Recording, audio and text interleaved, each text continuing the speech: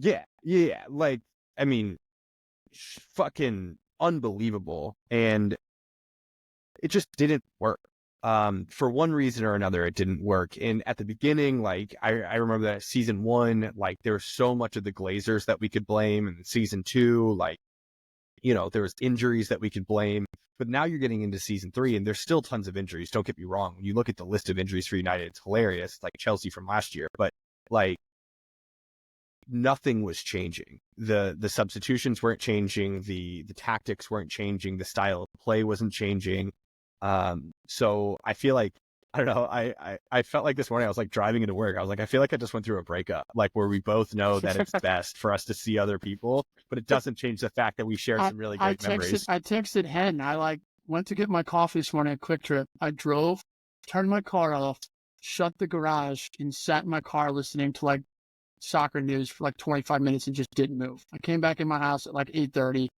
Like, it's just one of those things. It's like so bad we want it to work. And I think the story of Ten Hag's tenure is like, yes, he won 2 trophies.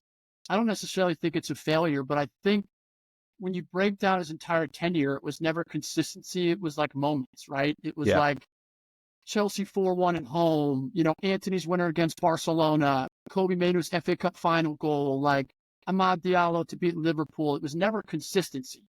It was, we had these games of brilliant moments and we had these really high highs, but the lows and the highs it was never consistency in the middle. And it's like, I think that, and if you hear everybody who's worked with him say he's a top class manager, I think the one thing that I would have loved to see more from him is like passion.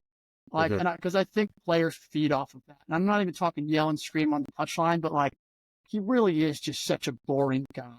Like, even Pep, like he is, like even Pep, who like, on the sidelines, you've seen him kick the seat or fucking throw a water bottle. It's like, do something. Like, he just stands there with like the little fucking like Rizzler, just like sitting there with his fucking hands on his chin, like not mad. But it's like, it's true. It's like, I wanted to see some fire. And I think that like, as a player, you feed off of your coach as much as like, yes, you have to bring your own intensity. So much you feed off of your coach. And like, he can say all the right things. He can give all the right principles. He can have the perfect plan designed for who you're going to play against. The X's and O's are going to work. But at the end of the day, if your manager doesn't have like passion, like, you feed off of that. And I firmly believe that's where he went wrong.